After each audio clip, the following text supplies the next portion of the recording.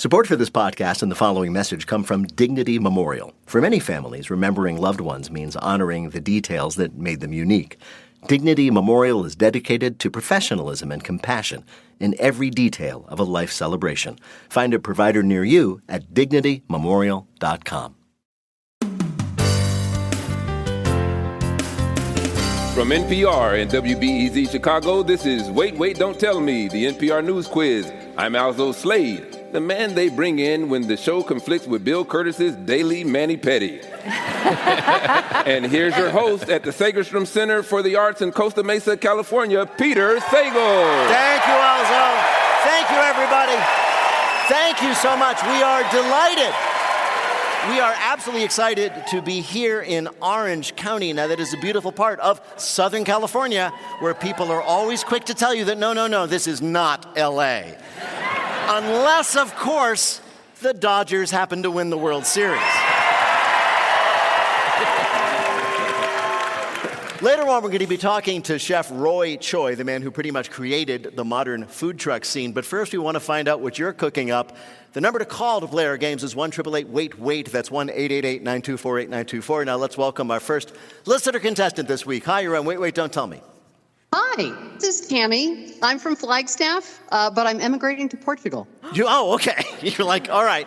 You wanted us to know that up top, so in case we went to find you, we know we'd be out of luck. Okay, so right now you're in Flagstaff, Arizona. What do you do there? My husband and I were both retired teachers. Right. What did you teach? We were both music teachers. You were? Oh, I don't make fun of music teachers. You guys are like teaching them like wizardry and magic, and I think that's awesome. Tammy, welcome to the show. Let me introduce you to our panel this week. First, say hello to a comedian and writer for TV shows like Netflix's A Man on the Inside, out with a second season on November 20th. It's Karen Chee. Hi, Karen. Next, a comedian you can see on his Grateful Bread stand-up tour. You can find info at tompapa.com. That's right, it's Tom Papa. Hi. Hey, Tom. And you can see her in Washington, D.C. at the Atlas Performing Arts Center and the Muslims Are Coming stand-up comedy show. On December 12th, it's Negin Farsad. Hey. Hey, Nikki. So, Tammy, welcome to our show this week. You, of course, are going to play Who's Alzo. This time, Alzo Slade, filling in for Bill Curtis, is going to read for you 3 quotations from this week's news. You know the rules. All you need to do is identify or explain 2 of them. 2 out of 3, you'll win our prize, the voice of anyone you might choose from our show. Are you ready to go? I think so. I hope so, because it's happening. Yeah, that's true. Your first quote is somebody being gracious on election night Tuesday. I wish Andrew Cuomo only the best in private life, but let tonight be the final time I utter his name. So, who will be too busy being mayor of New York to talk about Andrew Cuomo? That's Manandi? Close enough. Mamdani. Sorry, Mamdani. Wait a minute. Is the mayor himself there correcting you? Yes, it was Zoran Mamdani. The election was one of a number of big races Democrats won on Tuesday. And in New York, they were absolutely giddy about it. People were walking down the street going, "Hey, I'm walking here." And isn't it great? I am so excited to say that I cast a vote for Mamdani because I live in New York City. You do? And I just want to say it was my first time voting for a Muzz. That was exciting. That was exciting. And look, he's going to be sworn in as mayor on January 1st, which means January 2nd, Sharia law. Am I right, everybody? Yes. Did you see this? I was wondering, especially, Negin, if you saw this, that Mamdani brought his parents to the victory party on Tuesday night, which was adorable, really. But people are already saying he's too young for the job. It does not help that he did his victory speech wearing a Daddy's Little Mayor t-shirt.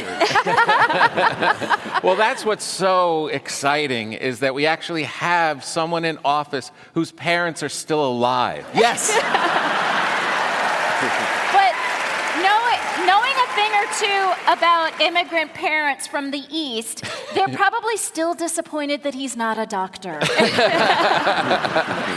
It is nuts to have such a young politician. Like, he's young enough that he met his partner on Hinge, right? Who he's married to, which is crazy because I feel like he's inspiring everybody to get more like civically involved, and he's inspiring me to get back on the apps. Yeah. All right. Here is your next quote. Bring on the Doritos. Now, that was the Wall Street Journal reacting to the surprising news that what fancy, healthy supermarket chain is going to start selling junk food. I would go with Whole Foods. That's a very good choice. Whole Foods, yes. Finally, Whole Foods, famous for their, healthy foods, will be selling Pepsi and Doritos and Chips Ahoy cookies. Oh, I'm sorry. That is, of course, free-range Chips Ahoy cookies. But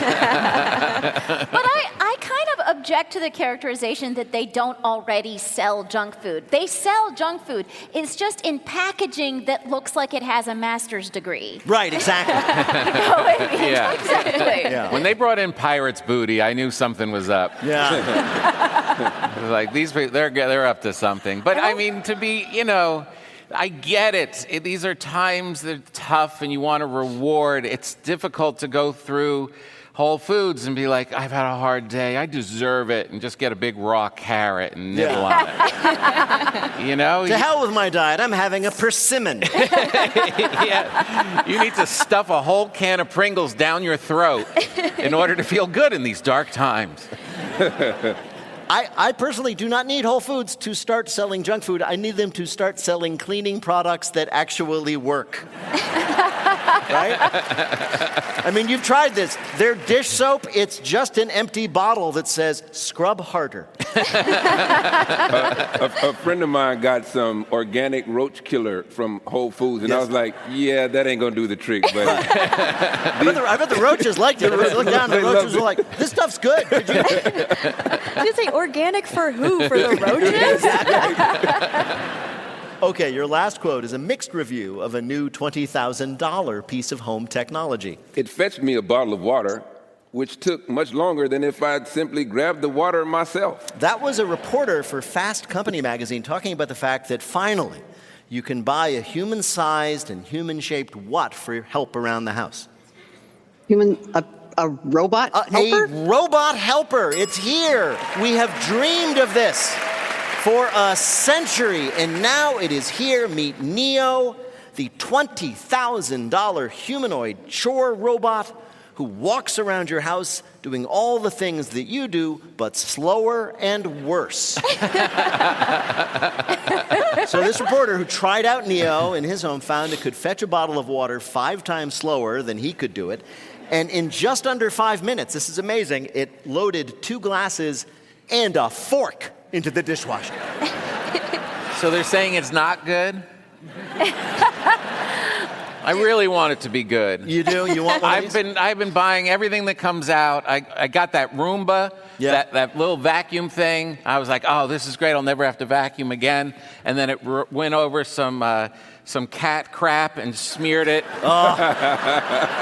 all across the rest of the place. All right, no, out. Please tell me this thing works. I saw maybe 6 or 8 months ago a on stage test of it so they could share it with an audience of 2,000. Okay. Yes. And me and 2,000 other people were sweating watching this robot try and water a plant. And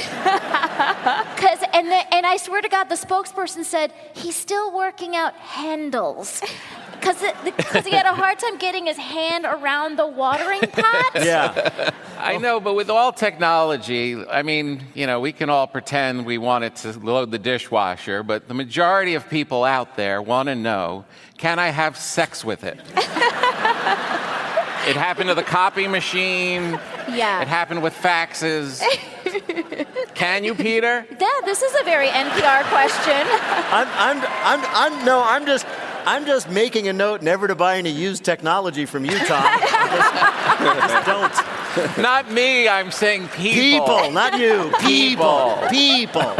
Now, you might be wondering, okay, we've been dreaming of this for years, like the Jetsons and everything. How can they finally have a robot that can do anything you ask on its own? And the answer, says the company, is that actually it can't. But it will eventually learn, and until then, your Neo, the one you paid for in your house, will be remotely controlled by a human back at company headquarters using a VR headset to see what it sees and control it. Yes. I'm going to take back what I said about having sex with it. Yeah. That's a shame because my understanding is one of those operators was getting pretty excited about getting to your house. Also, how did Tammy do in our quiz? She did amazing. 3 out of 3. Congratulations, Tammy. Yeah. Good luck in the big move. Take care. Yay, thanks. Take care. Bye-bye.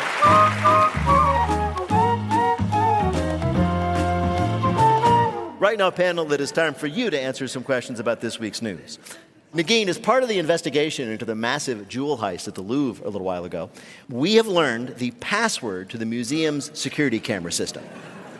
You get one guess what that password was. Was it 1, 2, 3, 4, 5? No, it was not. All right, you don't know. I'm going to actually ask the other panelists. Do you have any idea, Karen? No. Was it password? It wasn't. The password for the security system at the Louvre was... Wait. The Louvre. Exactly right. Password for the security cameras at the Louvre was Louvre. They must have thought, well, no one will ever be able to spell Louvre. It's such a weird word.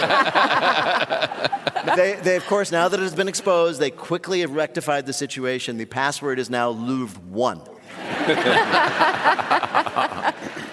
They caught them, right? They have caught a bunch of them, yes. A bunch. How many were there? There was a whole crew, and I'm not quite sure how many there were who did the robbery, but they have arrested a number of suspects. Was it George Clooney, Brad Pitt, Matt Damon?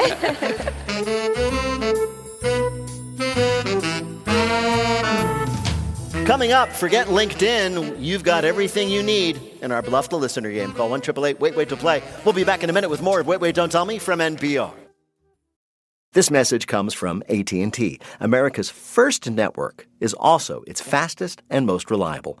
Based on RootMetrics' United States Root Score report, 1H 2025. Tested with best commercially available smartphones on 3 national mobile networks across all available network types. Your experiences may vary. RootMetrics rankings are not an endorsement of AT&T. When you compare, there's no comparison. AT&T. This message comes from Grammarly. They have features that are tailor-made for working professionals, so you can get all your writing done from start to finish, all in one place.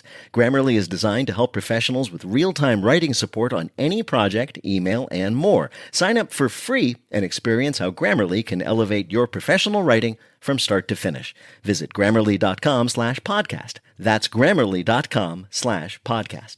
This message comes from Schwab. Everyone has moments when they could have done better. Same goes for where you invest. Level up and invest smarter with Schwab. Get market insights, education, and human help when you need it. Support for this podcast and the following message come from Dignity Memorial. For many families, remembering loved ones means honoring the details that made them unique. Dignity Memorial is dedicated to professionalism and compassion in every detail of a life celebration. Find a provider near you at dignitymemorial.com. From NPR and WBEZ Chicago, this is Wait, Wait, Don't Tell Me, the NPR News Quiz. I'm Alzo Slade. We're playing this week with Tom Papa, Negin Farsad, and Karen Chee. And here again is your host at the Sagerstrom Hall in Costa Mesa, California, Peter Sagal. Thank you, Alzo. Thank you, everybody. Thank you so much. I'm excited, too, because right now it is time for the Wait, Wait, Don't Tell Me Bluff the Listener game. Call 1-888-WAIT-WAIT to play our games on the air. Hi, you're on Wait, Wait, Don't Tell Me. Hi, this is Ian Wood calling in from Grand Rapids, Michigan. I love Grand Rapids. What do you do there? I am a student at Calvin University. What are you studying? Environmental health and conservation. Oh, that's very cool. What year are you in? I'm a freshman. You're a freshman. Okay. Well, hopefully there will still be some left for you to conserve by the time you graduate. Oh, please. Keep the faith. Well, Ian, welcome to the show. You're going to play our game in which you must try to tell truth from fiction. Alzo, what is Ian's topic? Jobs of the future. They say that AI is going to take all of our jobs. Well, we're always going to need artists and craftspeople to feed to the robots. Our panelists are going to tell you about another new job for real human beings. Pick the one who's telling the truth, and you'll win the Wait Waiter of your choice in your voicemail. Are you ready to play? Born ready. All right. First up, let's hear from Karen Chee.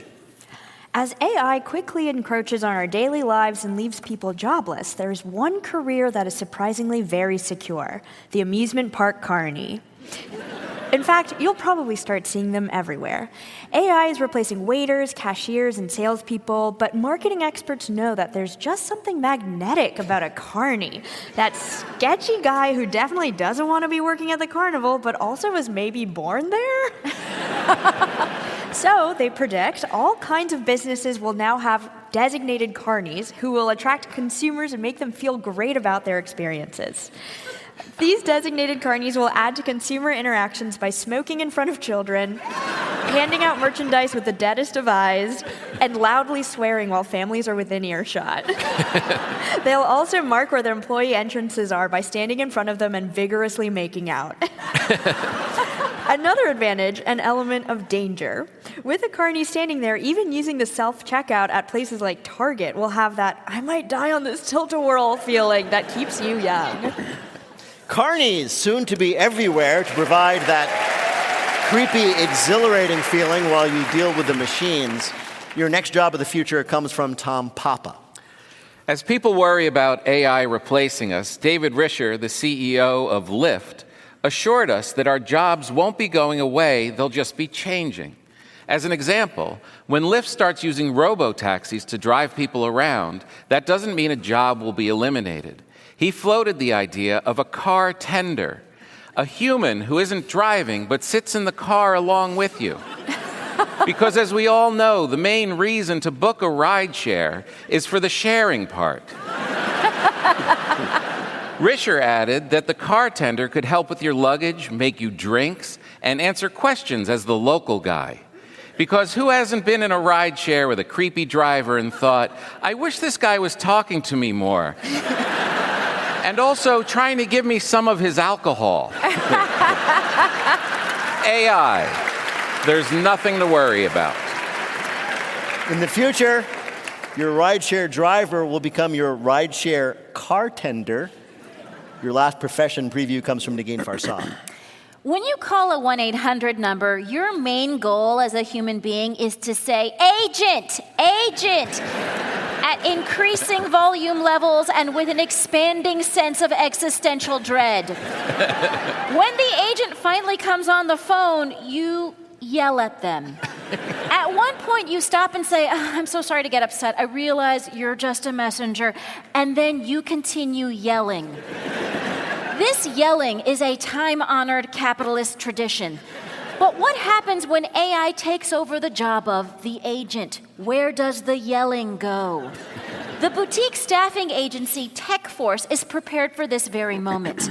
They believe a new spate of human jobs will open up in the field of getting yelled at, or GYA for short. These venting specialists, as they're called, don't fix your problem, but they do let you yammer on about it while making empty threats about leaving a bad review and or saying stuff like, I swear to God, I'm changing my cell phone carrier. The agency is also hoping to expand operations to offer an in-person combat experience where you can just punch a representative of your internet service provider right in the gut. All right.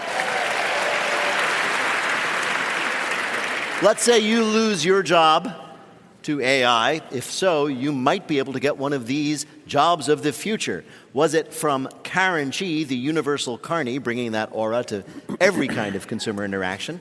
From Tom Papa, the car tender, since humans will no longer be needed to drive the cars? Or from Negin Farsad, the venting specialist, the person whose job it is will be to get yelled at by people frustrated by the AI. Which of these is a real potential job of the future?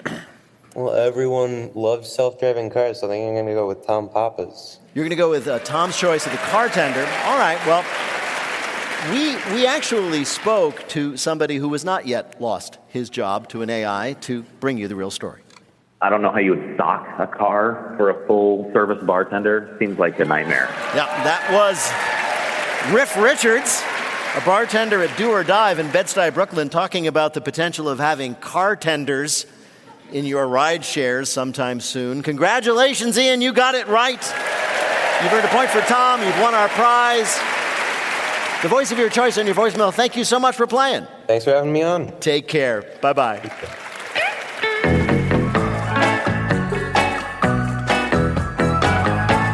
And now the game we call Not My Job. Roy Choi trained as a chef but found himself burned out working in gourmet restaurants in New York, so he came back to his hometown of Los Angeles and eventually opened a food truck selling Korean tacos, which first, yes. You wish you thought of that. And those food trucks first revolutionized the food truck scene, and then the LA food scene, and then the food scene everywhere. He now runs a bunch of trucks and brick and mortar restaurants here in Southern California. He co-hosted the Chef Show on Netflix and has written a best-selling memoir and a cookbook. Roy Choi, welcome to Wait, Wait, Don't Tell Me. Thank you. So first things first, you drove from LA, where you live, to be with us today. Now, whenever you drive somewhere, do people just expect you to show up driving a food truck?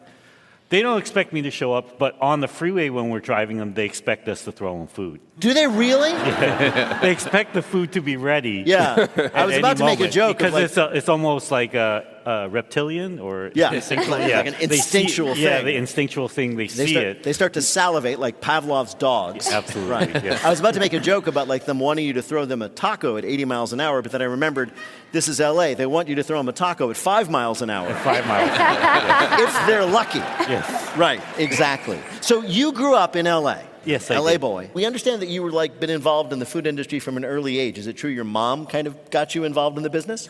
I ate a lot of food that my mom cooked. Yeah. I grew up in a house where she was cooking constantly for many people, but there were only 3 of us in there. Really? But she was cooking for like hundreds of people at all times. So I ended up eating most of it. And early on, my mom used to make the kimchi in the house. Yeah. Very much like you would see mothers right now making pozole or menudo. Sure. Putting it in big igloos and then putting it out on the corner and selling them in styrofoam cups. Yeah. It was the same thing we were doing, but in kimchi jars. But we had a big 1976 Thunderbird and a late 70s station wagon. So there was a lot of room to store a lot of kimchi. Right. These trunks were huge. And so she would stuff all of them, and we would go around. We would hit up people like at a stoplight. Really? It was like a drive-by, but with kimchi. Like we would just roll up on the stop, and I was in shotgun, and I would roll down my window, and then we would just talk to the person at the stoplight and say, "You want to buy some kimchi?" And then we would sell the Really? kimchi, right? Yes. How? Yes. How? She was ready to roll at any time. How old were you when you were doing this? Started when I was like 5. Okay. Because you could sit in front seats back then. Oh, sure. Yeah, I know. That's why most of us were killed. But Yes. We're the only ones that remain. the only ones left. Yes, exactly. So a big moment in your career is you got fired from this big restaurant, and then you, as history now celebrates, opened a food truck. What was the inspiration for it? You know what I really want in my moment of getting fired. But I think that because I've had time now to reflect and look back, and I truly believe it was something spiritual. Really? That happened. I do. It wasn't like you were walking down the street with some bulgogi. Some guy was walking down the street with a taco. You hit each other. No. Fell to the ground. You got my bulgogi. No, not like that. That would have been like a Mentos commercial. Yeah, I know. It's right. Yeah. That would have been really nice if it happened that way. But unfortunately, I had to go through all of these trials and tribulations. And from that came the soul of this Kogi Taco. And But I think that I had to fail. I had to have this amnesia and have no other opportunities out there. Now you have how many food trucks out there you're operating, and how many restaurants? Can you even keep count? Not that many. Not that many. We only have 4 trucks. We're a company that looks bigger than we are. Right. Yeah, and we have I have 3 restaurants. I got 2 more things for you before we play our game. Sure. First of all, we live in an age where, like, all of a sudden everybody's interested in the lives of chefs. Right, TV shows. You actually were a consultant on a movie called Chef that your friend John. It's really weird. Yeah, I know. Yeah. Thank you. In which basically, for people who haven't seen it, the character played by the director and writer Jon Favreau basically recapitulates your life, sort of, kind of. Uh-huh. What do you think of? Are there any of these shows that you like? I mean, do you watch The Bear, for example, and say, "Oh my God, that's exactly what it is"? Or you're like, no. Yeah, like, do you watch Ratatouille and go, that's exactly what it is? I'm more Ratatouille. Yeah, really. Yeah. As far as, by the way, just between you and me, as far as I know, that's the only movie she's ever seen. Go with it. Go with it. Ratatouille's still the gold standard. It really Yes. is. Yeah, it Thank really you. is. It really is. Thank That, No you're matter telling me what- out of all the Yeah. movies TV about chefs and restaurants, that's the one that's It's closest still the to your one that experience. no one has topped yet. That's Yeah. true. Yeah. Wait, yeah. your story I is just so... realized that's Yeah. why you have the big hat.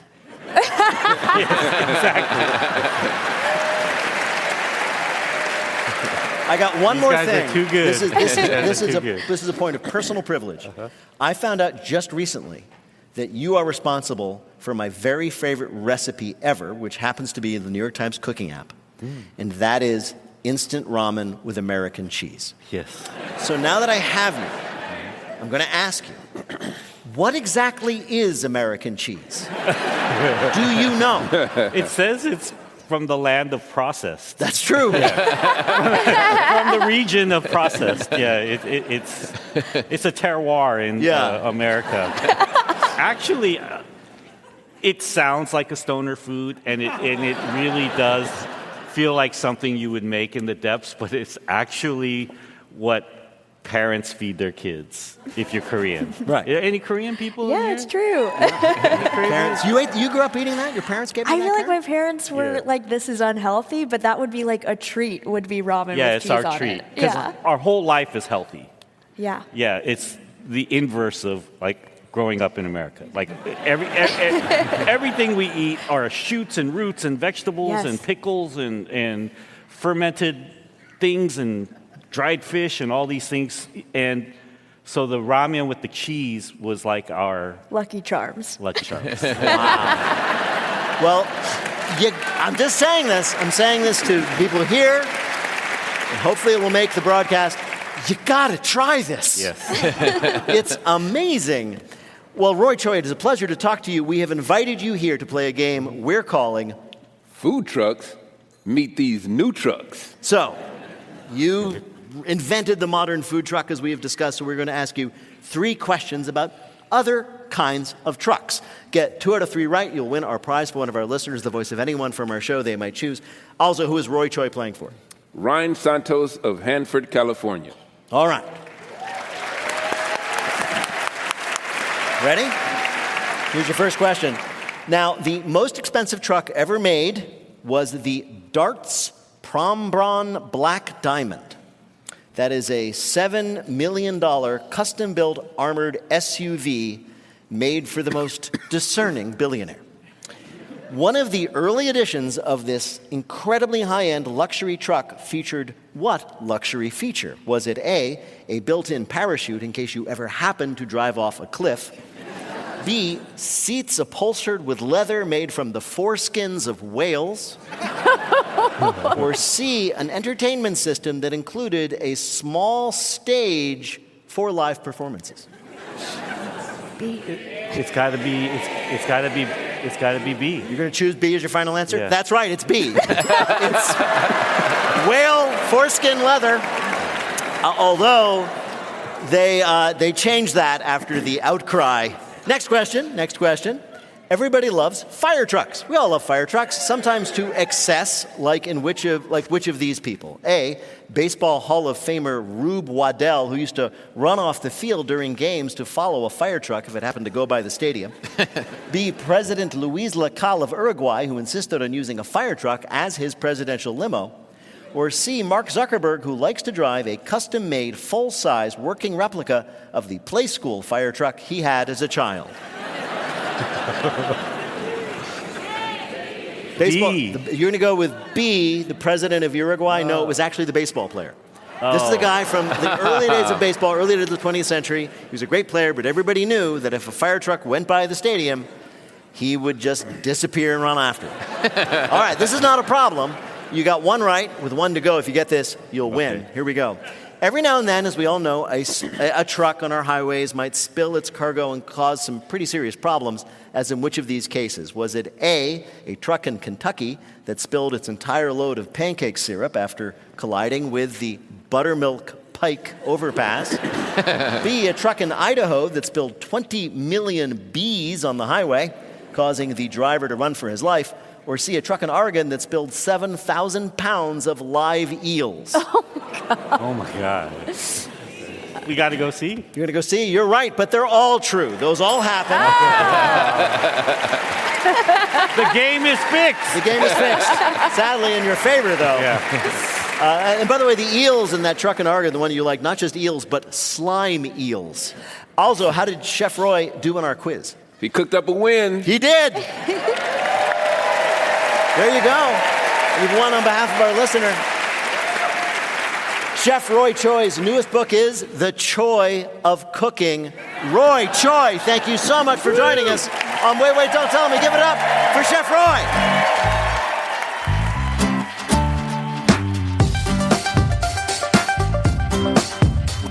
In just a minute, we go into the brine in our listener limerick challenge. Call 1-888-WAIT-WAIT to join us on the air. We'll be back in a minute with more of Wait, Wait, Don't Tell Me from NPR.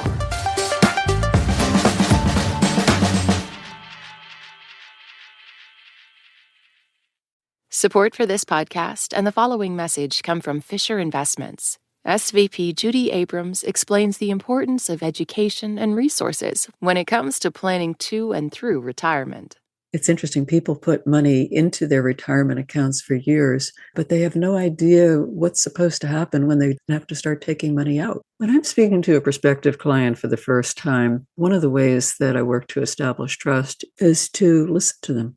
Is there anything we should know about their spouse or their children or plans to move or their health?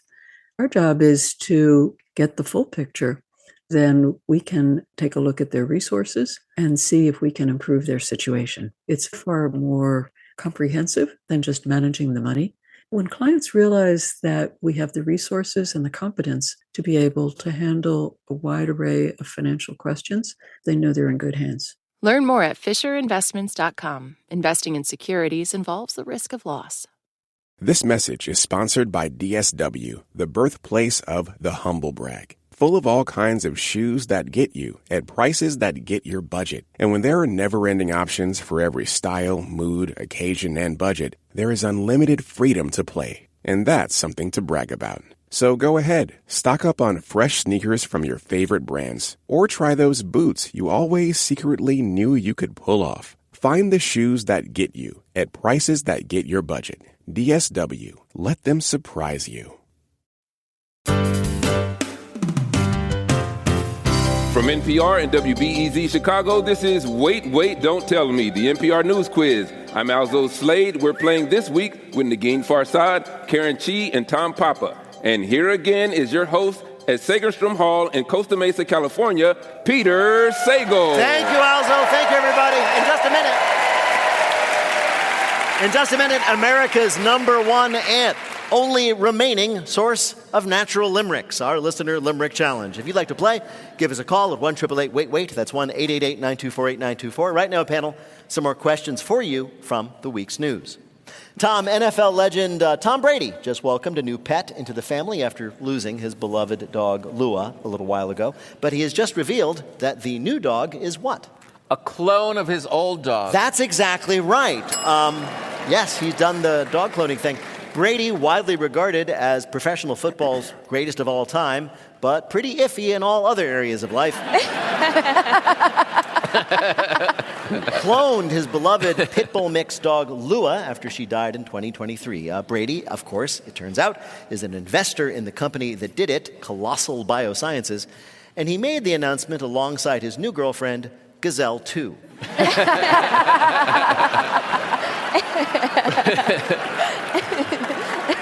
Does it have the personality of your old dog? How close is it to your old dog? Well, famously, the stories we hear about these is people think they're going to get their old dog renewed, right? A new copy, but it never quite works out because they're different animals. Yeah. Even though they have the same DNA, they could be very different. So it looks like your old dog, but at night it just growls in the corner at you. Presumably, yes. Wondering how it could eat you. Yes, exactly. You're like just saw Alien Earth, I feel like. I haven't, but I have a dog that I would like to take some parts out of. Right. If you had the chance. If I had the chance. To futz with the recipe. Yeah, like maybe change some of its bad habits. For example? Using the litter box as a buffet. Right? Yeah. Wouldn't you take that out if you could? I would totally take that out. I wonder if there's a gene for that. Karen, this week a court in Canada ruled in favor of a woman who withheld part of an ex-roommate's security deposit as compensation for what? For playing music too loud? No. For eating all of her food. Very close. In fact, I'll give it to you for eating her candy. Whoa. Yes. She withheld $4.60. And the judge allowed this when he took her to court to get the money back. The judge said, quote, "That might be petty, but it's not improper," which I will be using so much as an excuse in the future that I will have it printed on a T-shirt to save time. But on the other hand, knowing you can be held legally liable for stolen candy just sent a chill through every parent whose kid went trick-or-treating last week. How long are you allowed to keep Halloween candy in your kitchen after Halloween? I think ultimately my rule is forever until you finish it.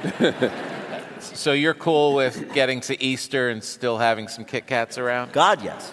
Yeah. What do you do? You're too good for that? Or what's happening?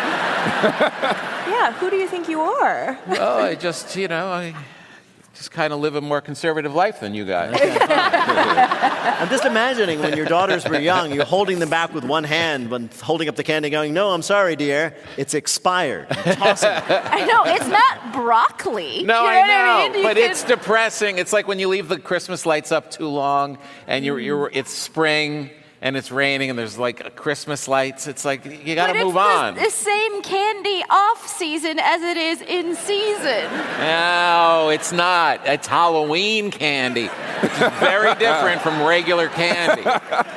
We all know you break it out and you're like, "Hey, I got you some candy." You're going to know. No. This has little kids' hands on it.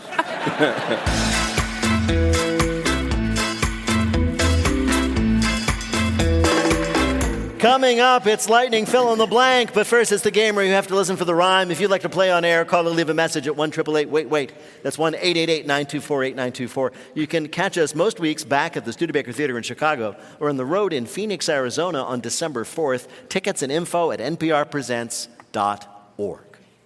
Hi, you're on Wait, Wait, Don't Tell Me. Hi, Peter. This is Danielle from Santa Barbara, California. Santa Barbara, California. Bit of a ways up the coast. What do you do there? I work at an interactive science museum that is geared towards STEAM education. STEAM education. What's your favorite exhibit? We have an exhibit where kids can build race cars and then race each other, or they're adults, and it's always fun to see the competitiveness that comes out in that. I'm looking at Karen Chee here on stage, and it's everything she can do to keep from leaping up and running to where you are now to try it. I'm going to be there tomorrow. Well, we would welcome you. Well, welcome to the show, Danielle. Also, Slade is going to read you 3 news-related limericks with a last word or phrase missing from each. If you can fill in that last word or phrase correctly in 2 of the limericks, you will be a winner. You ready to play? I'm ready. Here is your first limerick. At Jimmy John's, our chefs are fickle. Our sandwich won't crumble, it trickles.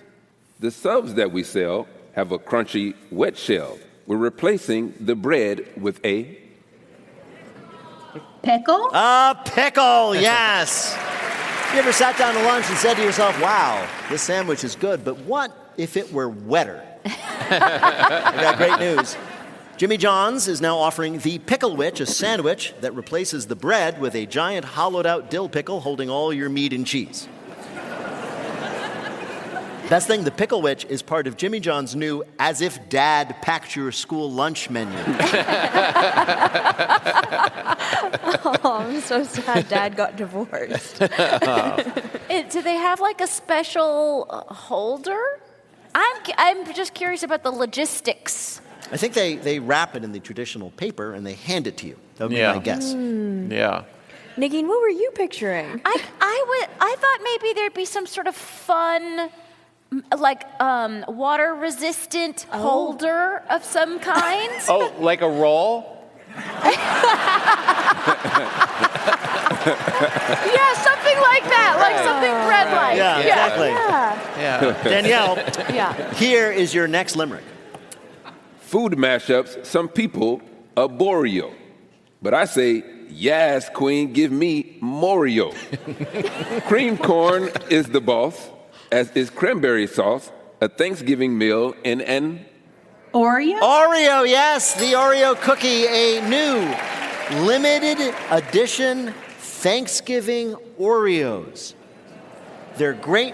They cover the entire meal, from the turkey Oreo that comes with a stuffing Oreo and a creamed corn Oreo, all the way to the apple pie Oreo and the pumpkin pie Oreo. I feel like the audience is about to do an insurrection with this information. This is great. Now you can get them all together, the whole meal, as a gift set online. Reviews have been mixed, with one customer calling it the Thanksgiving meal no one wants. And you can buy this at Whole Foods? You can now. Pretty good. You got to go around back and knock on the door, though. Here is your last limerick. Past your 20s, design should show upper care. Get nice dishes to store your old supper there. You need nothing drastic, just no mismatched plastic. So get some nice organized Tupperware? Tupperware, yeah. We did food, and now food storage. House Beautiful provided a list of things you simply cannot have in your home once you're 30. Sorry. And high on this list, mismatched Tupperware. You're a grown-up now. Your Tupperware carpet better match the drapes. The problem is, nobody has perfectly matched Tupperware containers and lids. That's because you never throw out any of it. Yeah, the lid for this one is missing, but you have to believe it'll come back. You can't give up on little Liddy. Early in my relationship, my now husband threw out a bunch of lids inexplicably. What? He thought they didn't go with something, but they totally went with 5 somethings. Wow. And I still think it's been 10 years, and I still think about those lids. Yeah. Really? That he just threw out. And you still married him. It was a tough call, but I did it. Yeah. She was hoping that for some sort of wedding present, he'd give her the lids back. Also, how did Danielle do in our quiz? 3 out of 3, amazingly. Well done, Danielle. Thank you so much. Thank you so much for playing. Take care.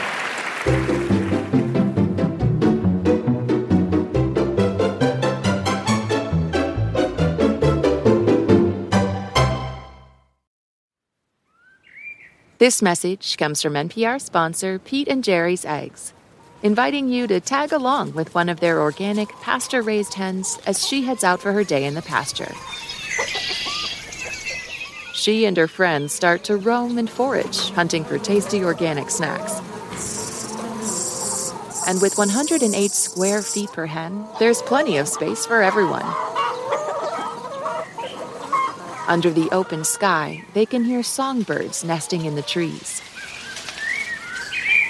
They bask in the sounds of nature as they prepare to lay their rich, delicious eggs. And when the sun starts to set, the crickets begin to sing. Time to catch one last squiggly snack before bedtime. To learn more about Pete and Jerry's organic pasture-raised eggs and the certified humane farms where their hens roam, visit peteandjerrys.com. Now it's time for our final game, Lightning Fill in the Blank. Each of our players will have 60 seconds in which to answer as many fill-in-the-blank questions as they can. Each correct answer is now worth 2 points. Also, can you give us the scores? Absolutely. Tom has 4 points, Karen has 2, and Negin is struggling with 1. Why did you add struggling? I know. We don't need editorializing from you. All right. Well, Negin, since you only have 1 point, that means you're in third, so you're going to go first. Here we go. The clock will start when I begin your first question. Fill in the blank. On Thursday, a federal judge ordered the White House to fully fund blank benefits this month. Snap. Right. On Tuesday, former Vice President blank passed away at the age of 84. Dick Cheney. Right. On Monday, 2 people were arrested in connection with an explosion at blank's medical school. Harvard? Yes, Kia Motors complained after discovering a dealership in Finland had been offering customers of their electric cars blank. Whitefish. No. They've been offering the electric car drivers an air freshener that smells like gasoline. According to new data, 66 poultry flocks have been infected with blank in the past month. Bird flu? Right. On Thursday, blank released the annual list of her favorite things. Oprah? Right. A report this week said that while unemployment is up, more people than ever have been finding jobs as blank. White fisherman. Just stick to the theme. No. More people than ever are employed as Timothy Chalamet lookalikes. So the group of men may remember that a couple of months ago there was this very high-profile Timothy Chalamet lookalike contest in New York, and a lot of those participants have seen this huge boom in employment opportunities since then. They've been on Saturday Night Live, they've been in commercials, they were invited to the Golden Globes. Who knew looking like a handsome movie star could be so advantageous? Also, how did Negin do in our quiz? She did a little something. She got 5 right for 10 more points, a total of 11, and she's in the lead. Oh! Struggling no more. All right. Karen Chee, you're up next. Please fill in the blank. On Tuesday, Abigail Spanberger was elected the first female governor of blank. Virginia. Right. This week, former House Speaker blank announced her retirement from Congress. Nancy Pelosi? Right. According to a new report, long-term use of blank supplements as a sleep aid can lead to serious health risks. Melatonin? Melatonin, yes. After he was arrested for robbing a bank, a man in Ohio asked police if he could blank. Use the bathroom. No, if he could keep the money, please. On Thursday, King Charles officially stripped blank of all of his royal titles. Oh, Andrew. Yes, Prince. Well, I was going to say Prince Andrew, but no, just Andrew. On Monday, the LA Dodgers held a parade to celebrate their second consecutive blank win. World Series. Yes, despite her raising the issue multiple times, a woman in Florida says that a garage door repair company keeps blanking. Oh, turning into an alligator. No, the company keeps using her address as the location of their business. Okay, it happens sometimes. There's a type in an ad, you get calls for like the plumber. But this company put up a website with her phone number, her address, and a picture of her house as their headquarters. And if that wasn't bad enough, she was also named Employee of the Month. Also, how did Karen do in our quiz? She did pretty good as well. 5 right for 10 more points. That gives her a total of 12, and now she's in the lead. Woo! And how many, then, does Tom need to win? 4 to tie, 5 to win, and a bonus of a robot. All right, Tom, this is for the game. Fill in the blank. On Wednesday, the Supreme Court heard arguments on the legality of Trump's global blanks. Tariffs. Right. On Thursday, Tesla shareholders approved a $1 trillion pay package for blank. Elon. Right. On Thursday, a massive blank made landfall in Vietnam. Bird. A typhoon. This week, disgraced hip-hop mogul blank was transferred to a federal prison. Diddy. Right. This week, publicly available video of a city council meeting in Glasgow will be edited after a representative accidentally blanked. Pooped. I'm actually going to give it to you. Left his camera on while going to the bathroom on Wednesday. Unionized baristas at blank threatened to strike if their new contract was not approved. Starbucks. Right? On Monday, People magazine named Wicked star Jonathan Bailey the blankest man alive. Sexiest. Yes, after he was accidentally paid the salaries of 34 of his co-workers, a factory worker in Russia announced he would blank. Retire. Yes, pretty much, because he's going to keep it all. After a payroll error meant he was paid 15,000 times more than he was usually paid, the factory worker just did the right thing. He told his employers, "See you later, nerds!" and fled to another city. The case is now headed to Russia's Supreme Court, who are expected to rule in the company's favor unless someone has a bunch of money he could use to bribe them with. Alzo, did Tom do well enough to win? Ooh-wee, did he? He got 7 right for 14 more points. Total of 18, and he is the champion. There you go.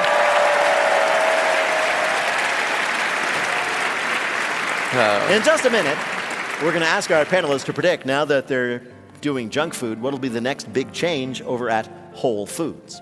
But first, let me tell you that Wait, Wait, Don't Tell Me is a production of NPR and WBEZ Chicago in association with Urgent Haircut Productions' Doug Berman, Benevolent Overlord. Philip Gotica writes our limericks. Our public address announcer is Paul Friedman. Our tour manager is Shayna Donald. B.J. Liederman composed our theme. Our program is produced by Jennifer Mills, Miles Dornbos, and Lillian King. Special thanks to Mohamed El-Sheikhi and Monica Hickey this week. Peter Gwynn is our humanoid chore robot.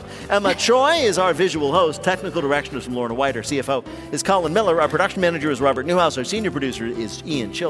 And the executive producer of Wait, Wait, Don't Tell Me is Mr. Michael Danforth. Now, panel, what will be the next big change at Whole Foods? Negin Farsad. They're going to start selling guns. Karen Chee. They're going to start selling organic edibles so that you want to buy all the snacks in the back room. And Tom Papa. They're teaming up with Oreos and launching a new line of deodorants. And if any of that happens, we'll ask you about it on Wait, Wait, Don't Tell Me. Thank you so much, Alzo Slade. Thanks also to Negin Farsad, Tom Papa, and Karen Chee. Thanks to the staff and crew here at the magnificent Sager Strum Center for the Arts. Special thanks to John Cohn and everybody over at LASD. Thanks to our fabulous audience here who came out to see us. We love to see you too. Thanks to all of you for listening wherever you are. I'm Peter Sagal. We'll see you next week back in Chicago.